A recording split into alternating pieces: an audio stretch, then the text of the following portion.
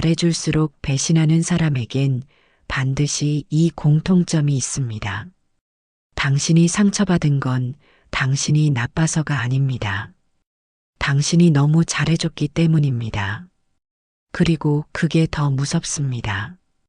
착하게 살았는데, 진심을 다했는데, 내 것을 나눠줬는데 돌아오는 건 배신이었다. 그 배신이 낯선 사람한테서 온 게 아니라 내가 가장 아꼈던 사람한테서 왔다는 게 지금도 가슴에 박혀 있는 분들, 이 영상은 그분들을 위한 겁니다. 오늘 제가 드릴 이야기는 단순한 위로가 아닙니다. 왜 그 사람이 그랬는지, 왜 나는 그걸 몰랐는지, 그리고 앞으로 어떻게 살아야 하는지 그 세 가지를 정면으로 짚어드리겠습니다. 끝까지 들으시면 적어도 한 번은 멈춰서 생각하게 될 겁니다. 살면서 사람 때문에 힘들지 않은 분은 없습니다. 하지만 유독 더 깊이 다친 분들이 있습니다. 그건 그 사람을 많이 믿었기 때문입니다. 그 사람에게 많이 줬기 때문입니다. 그래서 기대가 컸기 때문입니다. 옛날에 함께 고생한 친구, 먼저 손 내밀어준 이웃, 오랫동안 챙겨준 가족 같은 지인 그 사람이 어느 날 뒤통수를 칩니다. 아무 말도 없이, 아무 미안함도 없이. 그리고 피해자는 한동안 이렇게 생각합니다. 내가 뭘 잘못한 걸까? 내가 부족한 걸까? 내가 사람 보는 눈이 없는 걸까? 아닙니다. 당신이 사람을 잘못 본 게 아니라 그 사람이 처음부터 그런 사람이었던 겁니다. 단지 당신이 몰랐을 뿐입니다. 그러니 오늘 그 사람들의 공통점을 제대로 알아야 합니다. 알아야 피할 수 있고, 알아야 더 이상 당하지 않습니다. 시작하기 전 구독과 좋아요를 눌러 더 많은 인생의 지혜를 얻어가시기 바랍니다. 첫 번째 공통점은 받을 때는 당연하게 받고 줄 때는 계산하는 사람입니다. 뒤통수 치는 사람들에겐 반드시 첫 번째 공통점이 있습니다. 그들은 받는 것을 당연하게 여깁니다. 처음엔 잘 모릅니다. 그냥 성격이 그런가 보다 합니다. 내가 좀 더 여유가 있으니까, 내가 좀 더 형편이 나으니까, 내가 먼저 손을 내미는 게 맞다고 생각합니다. 그래서 밥을 삽니다. 먼저 챙깁니다. 필요한 게 있으면 물어보지도 않고 먼저 해줍니다. 그리고 그 관계가 좋아서, 그 사람이 좋아서 아무 계산 없이 줍니다. 그런데 시간이 지나면서 뭔가 이상하다는 걸 느낍니다. 내가 밥을 사면 그 사람은 당연히 먹습니다. 고맙다는 말은 합니다. 그런데 다음번에 만날 때 그 사람이 먼저 지갑을 꺼낸 적이 없습니다. 내가 이사 때 도와줬는데 그 사람은 내 이사 때 그날 선약이 있어서라고 합니다. 내가 아플 때 국을 끓여서 가져다 줬는데 그 사람이 아플 때 내가 연락하면 많이 나아졌어. 괜찮아라며 오히려 나를 돌려보냅니다. 이게 한 번이면 이해합니다. 두 번이면 사정이 있겠거니 합니다. 세 번이면 그때부터 느낌이 옵니다. 그런데 이상한 건 그 느낌이 와도 말을 못한다는 겁니다. 왜냐하면 그 사람이 나쁜 사람처럼 보이지 않기 때문입니다. 웃을 때 같이 웃어주고 힘들다고 하면 많이 힘들겠다고 공감도 해줍니다. 말이 통하고 같이 있으면 편하고 이 관계 자체는 좋습니다. 그래서 설마 그럴 리 없어라고 스스로를 설득하면서 넘어갑니다. 그리고 계속 줍니다. 그게 문제입니다. 이 사람들은 받을 때 죄책감을 느끼지 않습니다. 받는 게 당연하기 때문입니다. 어릴 때부터 그래왔거나 주변에 언제나 먼저 해주는 사람이 있었거나 자신이 받을 자격이 있다고 무의식 중에 믿고 있습니다. 그래서 당신이 밥을 살 때 그 사람 마음속에는 이 사람이 나한테 호의를 베푸는 것이 아니라 당연한 것으로 등록이 됩니다. 그런데 반대 상황이 오면 어떻게 됩니까? 그 사람이 뭔가를 줄 차례가 됩니다. 그러면 갑자기 계산이 시작됩니다. 지금 내 사정이 좀 어려워서 그때 내가 저거 해줬잖아. 그게 더 크지 않아? 이 정도면 충분하지 않아? 왜 그렇게 따져? 내가 언제 안 해준 적 있어? 서운하게 왜 그래? 이 말들을 들으면 묘하게 내가 잘못한 것 같은 기분이 듭니다. 내가 너무 따지는 건 아닌가? 내가 너무 많이 바라는 건 아닌가 싶어집니다. 그래서 아니야, 됐어. 나는 괜찮아라고 먼저 물러섭니다. 그리고 그 사람은 그것도 당연하게 받아들입니다. 이 구조가 반복됩니다. 줄 때는 당신이 주고 받을 차례가 오면 그 사람은 계산하고 당신은 또 물러서고 이 사이클이 쌓이다 보면 어느 날 문득 이런 생각이 듭니다. 내가 이 사람한테 이렇게 많이 줬구나. 그런데 더 무서운 건 그 다음입니다. 그 생각이 들어도 말을 못합니다. 왜냐하면 이미 관계가 너무 깊어져서 지금 와서 이 말을 꺼내면 관계 전체가 흔들릴 것 같기 때문입니다. 그래서 또 참습니다. 또 줍니다. 그리고 그 사람은 그게 이 관계의 방식이라는 걸 완전히 학습합니다. 여기서 분명히 말씀드려야 할 게 있습니다. 이 사람들이 반드시 악의가 있는 건 아닐 수 있습니다. 처음부터 이 사람 이용해야지라고 계획한 게 아닐 수도 있습니다. 그냥 그렇게 살아왔습니다. 줘야 한다는 것, 받으면 돌려줘야 한다는 것을 몸으로 배운 적이 없는 사람입니다.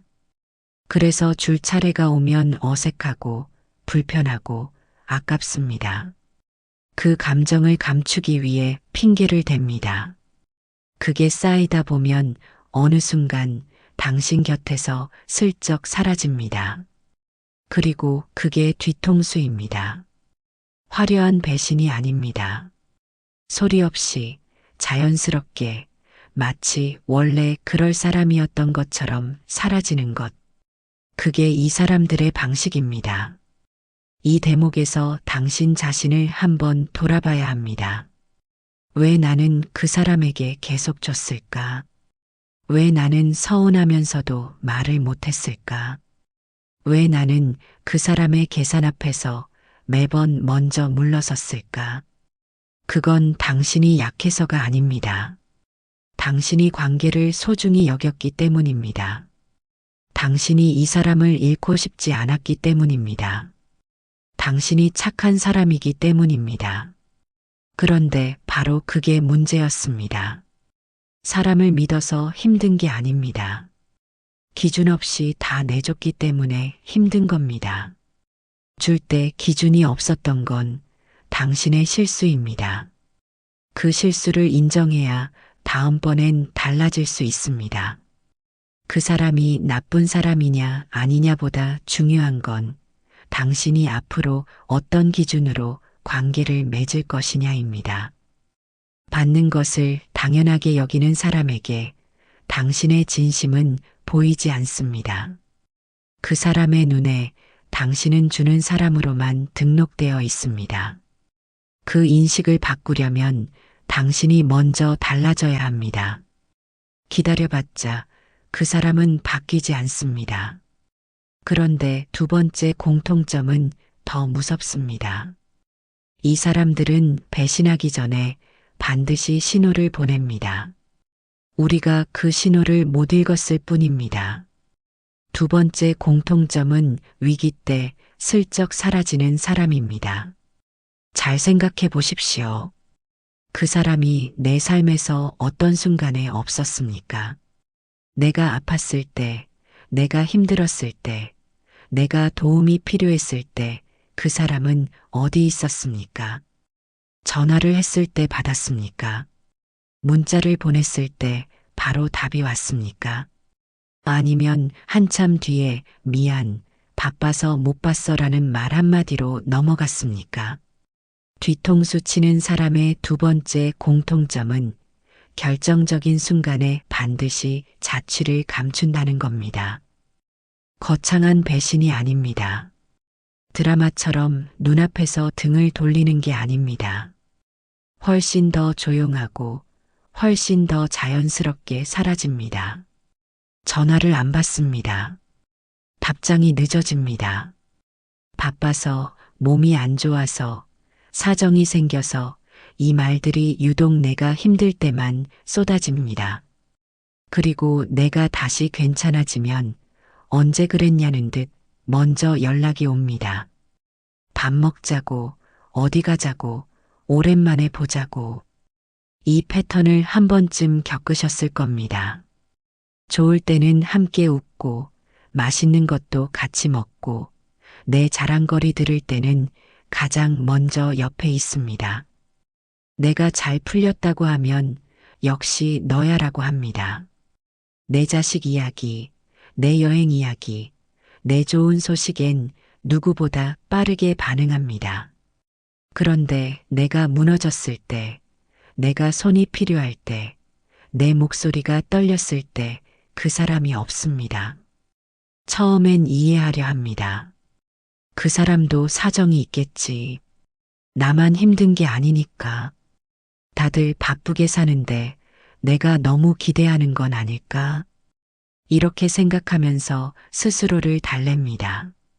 그리고 그 사람이 다시 나타났을 때 서운하다는 말 한마디 못하고 반갑게 맞이합니다. 왜냐하면 이 관계가 깨질까봐, 이 사람마저 잃으면 더 외로울까봐. 그런데 여기서 냉정하게 짚고 넘어가야 합니다. 관계의 진짜 무게는 좋을 때가 아니라 위기에서 드러납니다. 좋을 때 옆에 있는 건 쉽습니다.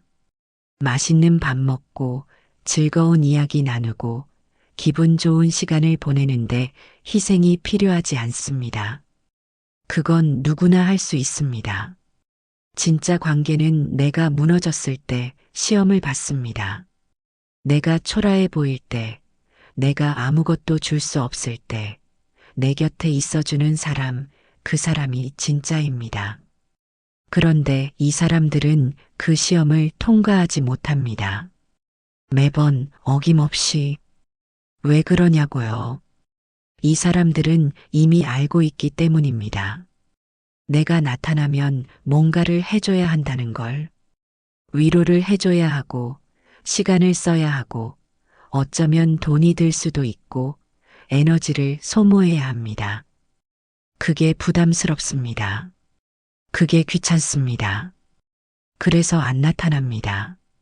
그리고 나중에 슬쩍 돌아와서 그때 많이 힘들었지? 이제 괜찮아? 라고 물어봅니다.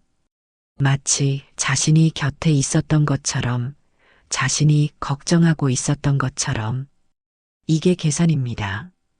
힘들 때 없었던 것에 대한 책임은 지지 않으면서 관계는 유지하고 싶은 겁니다.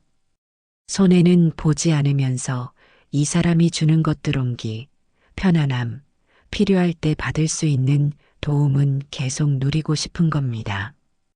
관계에 손해가 보이면 슬쩍 뒤로 빠지고 이익이 보이면 다시 앞으로 나오는 사람, 그 사람은 친구가 아닙니다.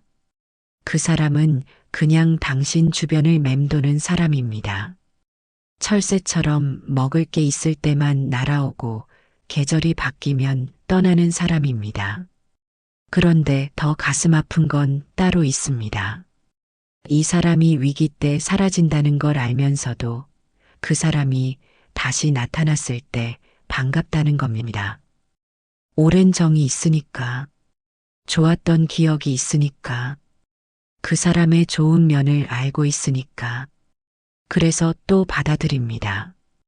또 웃으면서 맞이합니다. 그리고 다음 위기가 왔을 때 또 그 사람은 사라집니다. 이 사이클이 반복되는 동안 당신은 조금씩 지쳐갑니다. 사람을 믿는 게 무서워집니다. 힘들다는 말을 꺼내는 게 두려워집니다. 어차피 아무도 없다는 생각이 듭니다. 그 생각이 쌓이면 외로움이 됩니다. 그 외로움이 깊어지면 노후가 쓸쓸해집니다. 그 사람 때문에 생긴 상처가 당신의 남은 삶까지 건드리는 겁니다. 여기서 당신에게 드리고 싶은 말이 있습니다. 좋은 사람이 되려다가 만만한 사람이 된 겁니다. 서운하다고 말하지 않았기 때문에, 불평하지 않았기 때문에, 괜찮아라고 먼저 말해버렸기 때문에 그 사람은 이 관계에서 자신이 아무것도 안 해도 된다고 학습한 겁니다. 당신이 침묵할 때마다 그 사람의 무책임은 허락을 받은 겁니다. 이제는 달라져야 합니다. 위기 때 없었던 사람에게 다시 문을 열어줄 때는 적어도 그 사실을 말해야 합니다. 그때 내가 없어서 많이 힘들었어. 이 한마디가 그 사람을 바꾸지 않을 수도 있습니다. 하지만 그 한마디가 당신을 바꿉니다. 당신이 더 이상 그 사람의 계산 안에 조용히 머물지 않겠다는 선언이 됩니다. 위기 때 사라지는 사람은 결국 당신 노후에도 사라집니다. 지금 그 사람이 없어도 되는 연습을 해야 하는 이유가 거기에 있습니다. 그런데 진짜 문제는 지금부터입니다. 세 번째 공통점은 이 사람들이 뒤통수를 치고 나서도 자신이 잘못했다고 생각하지 않는다는 것입니다. 이게 가장 이해가 안 되는 부분입니다. 그 사람이 뒤통수를 쳤습니다. 말없이 사라졌습니다. 내가 퍼줬던 것들을 들고 떠났습니다. 내 비밀을 다른 사람에게 옮겼습니다. 나를 딛고 자신이 올라섰습니다. 내가 힘들 때 없었고, 내가 필요할 때 외면했고, 내가 손을 내밀었을 때 못 본 척했습니다. 그런데 그 사람 얼굴에 미안함이 없습니다. 오히려 당당합니다. 아무 일도 없었다는 듯 웃으며 나타납니다. 심하면 나는 그런 사람 아닌데 왜 그렇게 생각해요? 라고 합니다. 더 심하면 내가 언제 그랬어? 너무 예민하게 구는 거 아니야? 라고 되려 당신을 이상한 사람으로 만듭니다. 그리고 당신은 그 순간 말문이 막힙니다. 내가 잘못 생각한 건가? 내가 너무 민감한 건가? 내가 억지를 부리는 건가? 그런 생각이 밀려옵니다. 이게 두 번째 상처입니다. 첫 번째 상처는 그 사람이 한 행동입니다. 두 번째 상처는 그 사람이 미안해하지 않는다는 사실입니다. 그리고 많은 분들이 첫 번째 상처보다 두 번째 상처를 더 오래 붙들고 삽니다. 왜 미안하다는 말 한마디가 없을까? 왜 저 사람은 저렇게 뻔뻔할 수 있을까? 내가 그렇게 우습게 보였던 걸까? 이 질문들이 머릿속을 맴돌면서 잠을 못 이루고 밥맛이 없어지고 그 사람 생각에 하루가 다 가버립니다. 그러니 오늘 이 부분을 제대로 짚어드려야 합니다. 이 사람들에게 미안함이 없는 이유는 딱 하나입니다. 그들은 자신이 잘못했다고 생각하지 않기 때문입니다. 이게 말이 되냐고요? 됩니다. 그 사람의 기준 안에서는 완벽하게 말이 됩니다. 이 사람들은 세상을 바라보는 기준이 다릅니다. 관계란 서로 주고받는 것이 아니라 각자 자신의 이익을 챙기는 것이라는 믿음이 깔려 있습니다.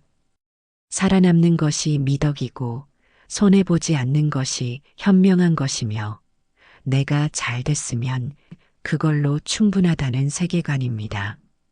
그 세계관 안에서 그 사람은 잘못한 게 없습니다. 자신이 할 수 있는 것과 할 수 없는 것을 구분했고 자신에게 불리한 상황에서 빠져나왔고 결과적으로 자신은 괜찮습니다. 그게 그 사람의 성공입니다. 당신이 상처받은 건 그 사람 계산에 포함되어 있지 않습니다. 이게 이해가 안 되는 이유는 단 하나입니다. 우리가 그 사람에게 우리의 기준을 씌웠기 때문입니다. 나라면 이랬을 것이다.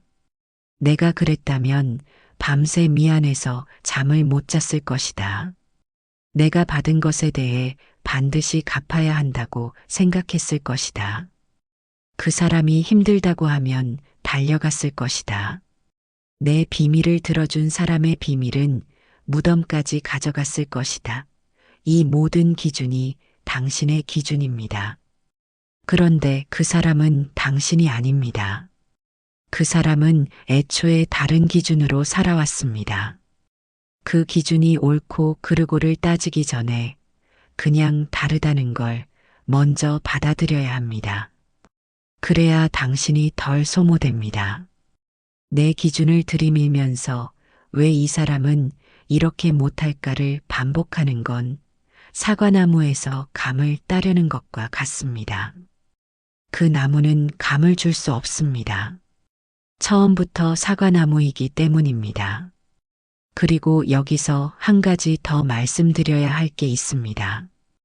이 사람들 중 일부는 미안함이 없는 게 아니라 미안함을 표현하는 방법을 모르는 것일 수도 있습니다. 어릴 때부터 감정을 말로 표현하는 환경에서 자라지 않았거나 미안하다는 말이 곧 자신의 약점을 드러내는 것이라고 배워온 사람들입니다. 이런 사람들은 미안함을 말 대신 다른 방식으로 표현하려 합니다. 갑자기 밥을 사거나 선물을 가져오거나 아무 일도 없었다는 듯 다시 연락을 합니다. 그게 그 사람 나름의 사과입니다. 문제는 당신이 그걸 사과로 받아들이지 못한다는 겁니다. 당연합니다. 말로 미안해를 듣지 못했으니까. 그래서 이 엇갈림이 반복됩니다. 그 사람은 자기 방식으로 사과했다고 생각하고 당신은 사과를 받지 못했다고 생각합니다. 그 간극이 결국 관계를 끝냅니다. 이런 경우라면 한 번은 직접 말해볼 수 있습니다. 나는 그때 많이 상처받았어. 내가 미안하다고 말해줬으면 좋겠어. 이 말이 쉽지 않다는 거 압니다. 하지만 이 말을 했을 때 그 사람이 어떻게 반응하느냐가 이 사람이 어떤 사람인지를 확실하게 보여줍니다. 진심이 있는 사람이라면 그 말을 듣고 움직입니다. 그렇지 않은 사람이라면 또 당신을 이상한 사람으로 만들거나 화제를 돌립니다. 그 반응이 답입니다. 그런데 이것 하나는 꼭 기억하십시오. 미안하다는 말을 기다리는 건 시간 낭비입니다. 사과를 기다리는 것도 시간 낭비입니다. 그 기다림이 당신 가슴 속에 응어리가 되고 그 응어리가 당신 하루를 갉아먹고 결국 당신 노후를 갉아먹습니다. 그 사람은 지금 아무렇지 않게 살고 있는데 당신만 그 사람 생각을 붙들고 시간을 태우고 있는 겁니다. 이건 억울한 일입니다. 그런데 더 억울한 건 그 억울함이 당신을 해친다는 겁니다. 그 사람은 이미 당신 삶에서 충분히 많은 것을 가져갔습니다. 이제 당신의 시간과 감정까지 가져가게 두어서는 안 됩니다. 당신이 외로운 게 아닙니다. 기대를 놓지 못한 겁니다. 그 사람이 언젠가 알아줄 것이다. 그 사람이 언젠가 미안하다고 할 것이다. 그 사람이 결국 달라질 것이다. 그 기대를 놓아야 합니다. 기대를 놓는 건 포기가 아닙니다. 기대를 놓는 건 당신이 더 이상 그 사람의 무책임에 인질로 잡혀 있지 않겠다는 선언입니다.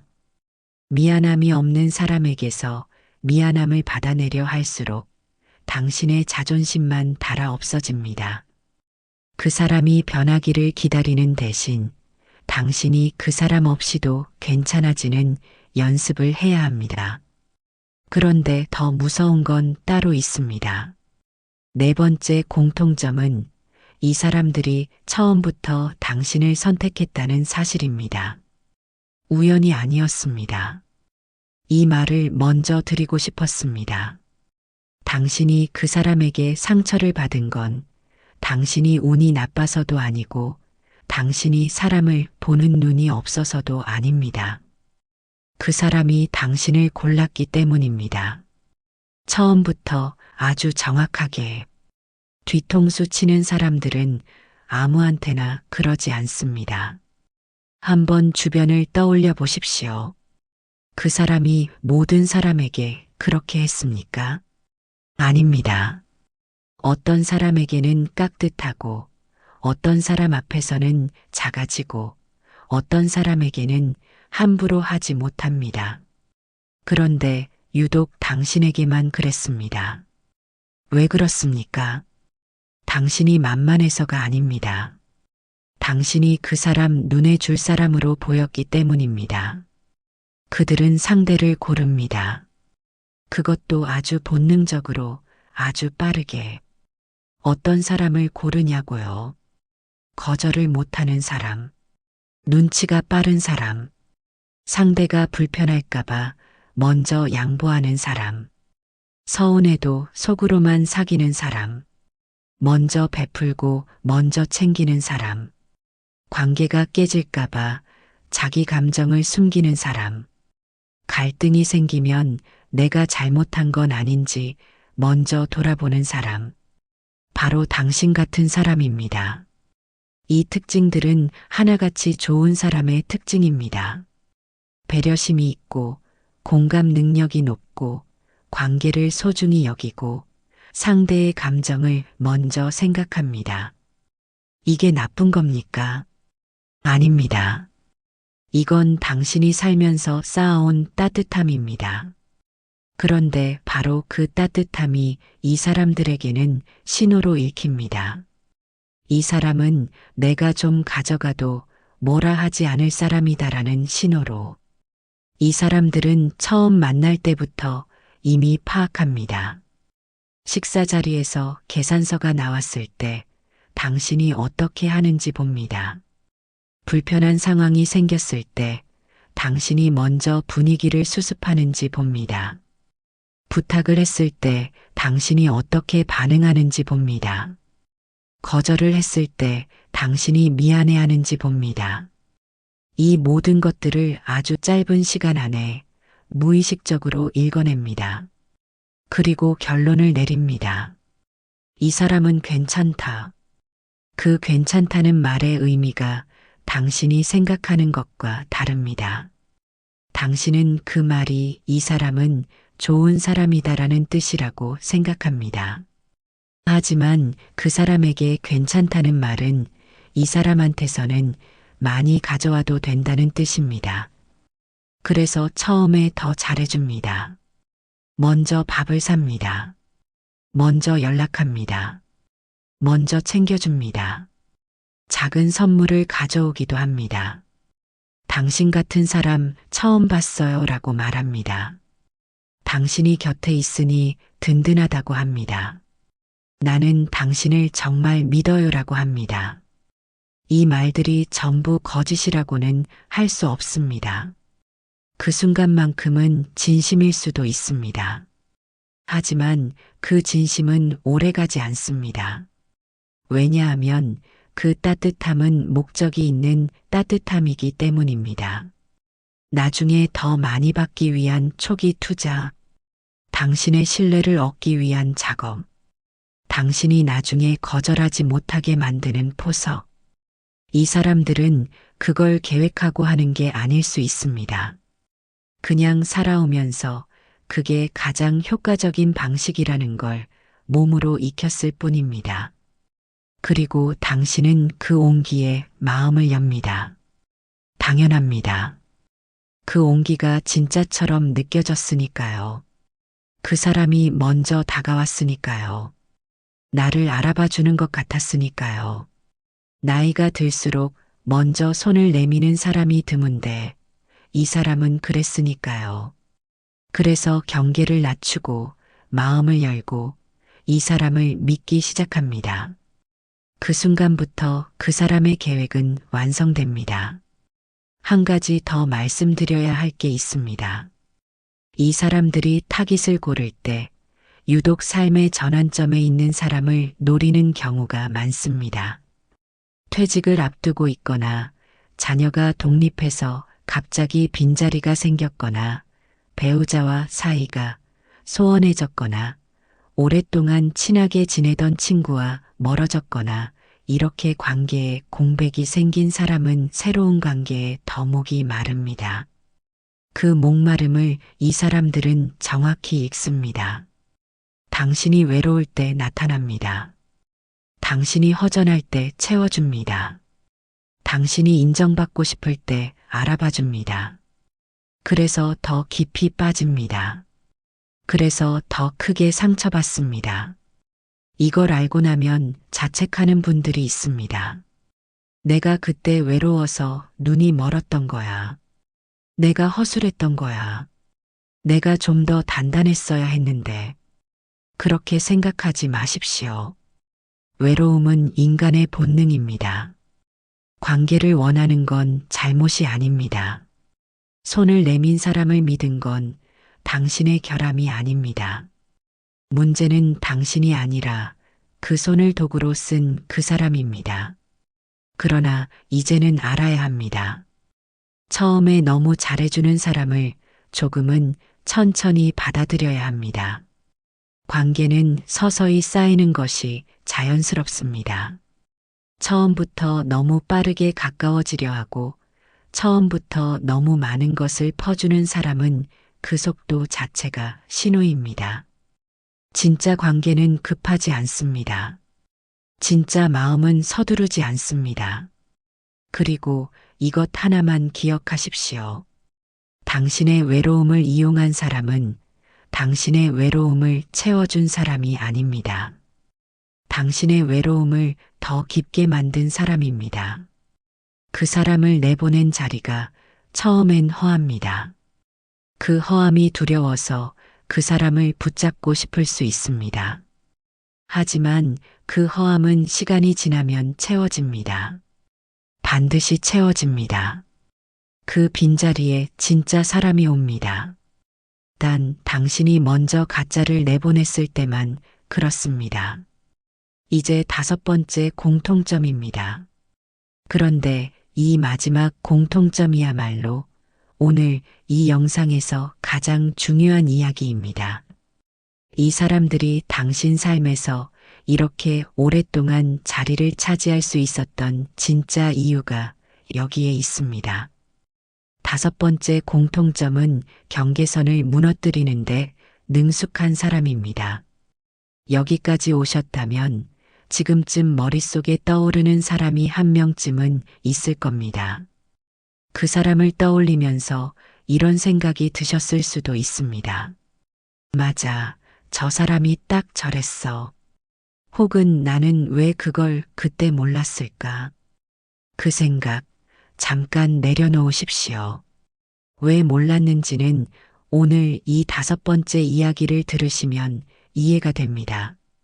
당신이 몰랐던 게 아닙니다. 그 사람이 모르게 했던 겁니다.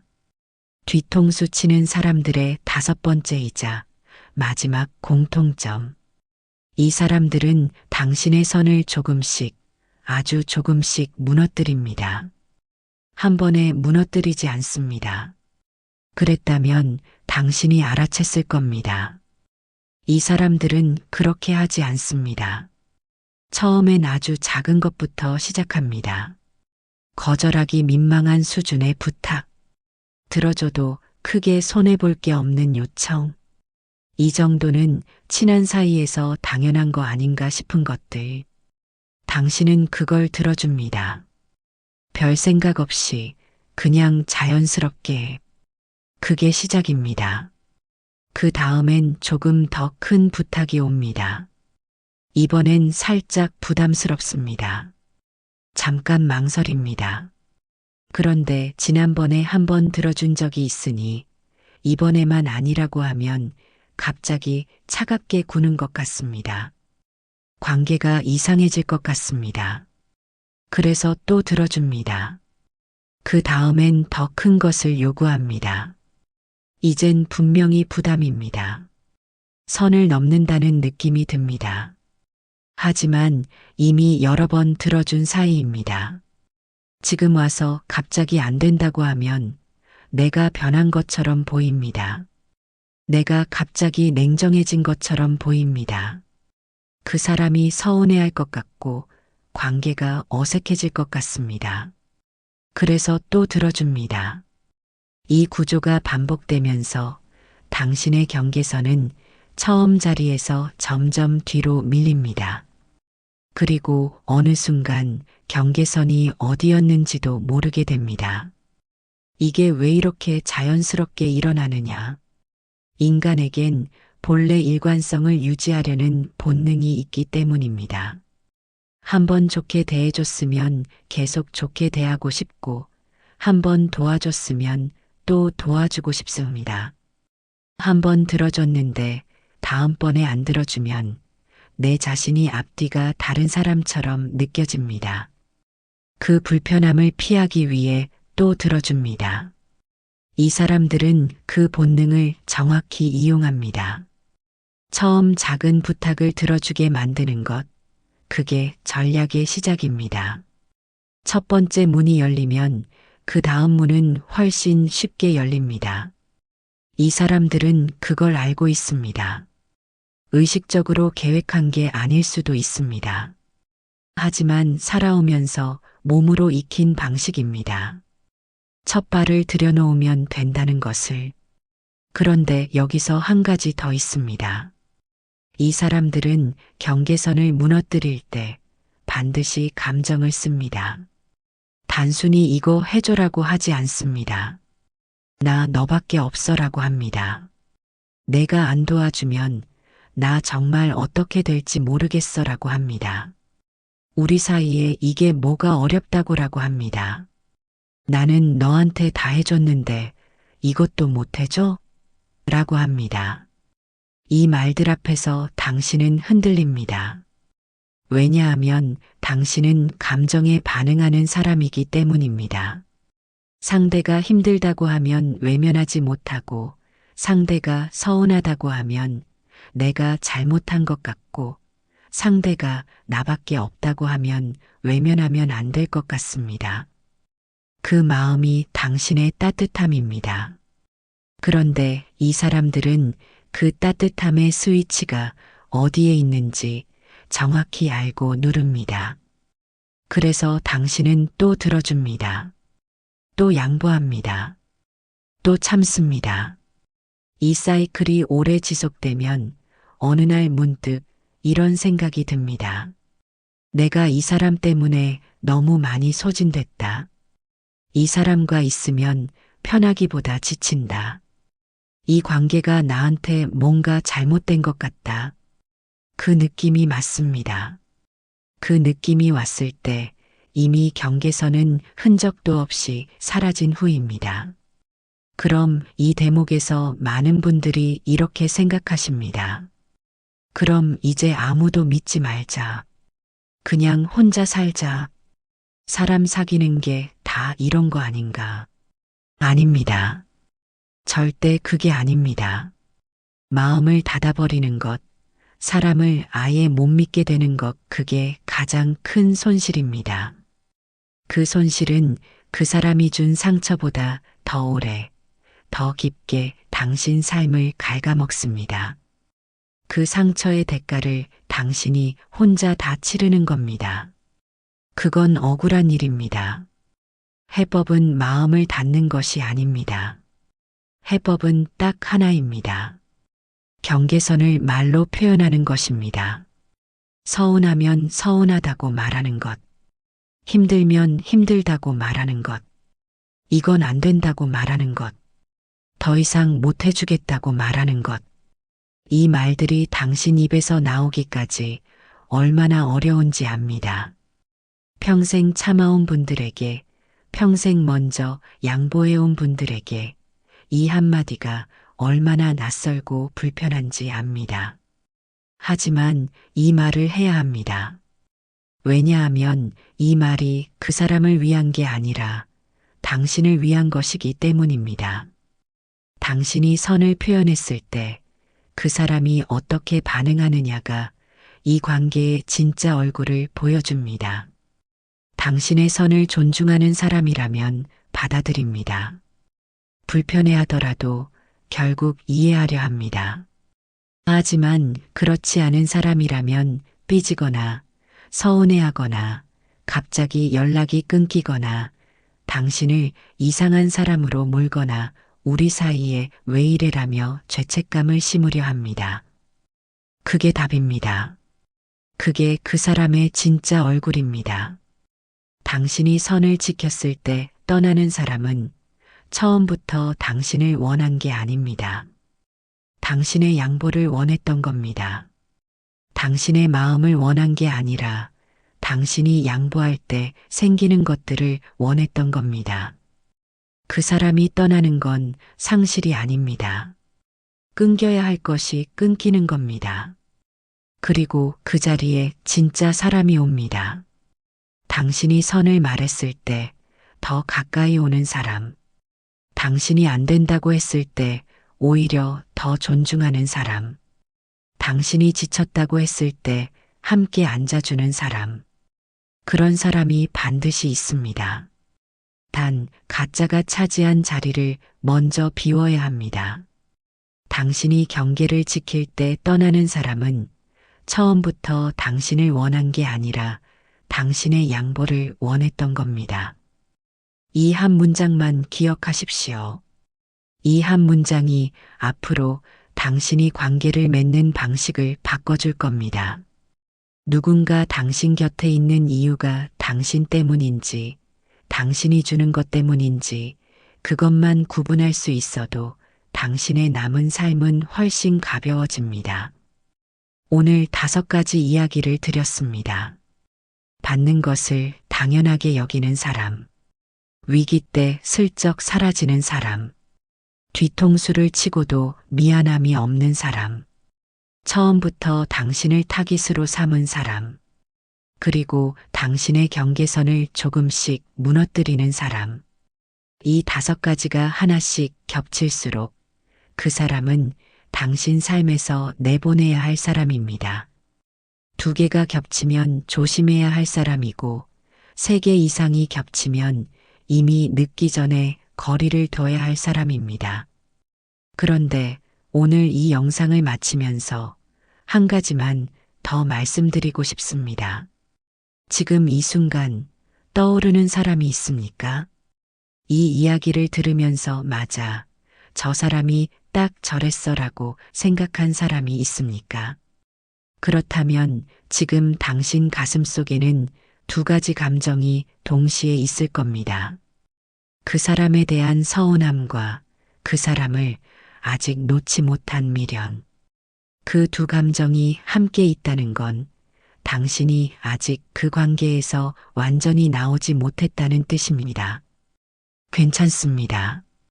오래된 관계일수록, 많이 줬던 관계일수록 그 자리를 비우는 게 쉽지 않습니다. 빈자리가 두렵고 그 사람 없는 일상이 낯설고 혹시 내가 잘못 판단한 건 아닌가 싶은 마음도 듭니다. 하지만 이것 하나는 분명합니다. 진심을 다했는데 상처만 돌아왔다면 그건 당신이 잘못 살아서가 아닙니다. 당신이 너무 잘 살아왔기 때문입니다. 당신의 따뜻함은 잘못이 아닙니다. 당신이 먼저 베풀었던 것도, 끝까지 믿어줬던 것도, 쉽게 포기하지 않았던 것도, 그 모든 것이 당신이 살아온 방식이고 당신이 가진 품격입니다. 그걸 이용한 사람이 나쁜 것이지, 그 마음을 가진 당신이 어리석은 게 아닙니다. 다만 이제는 그 따뜻함을 지킬 줄도 알아야 합니다. 아무에게나 주지 않는 것, 받을 자격이 있는 사람에게만 주는 것, 내가 주고 싶어서 주되 돌아오지 않아도 억울하지 않을 만큼만 주는 것.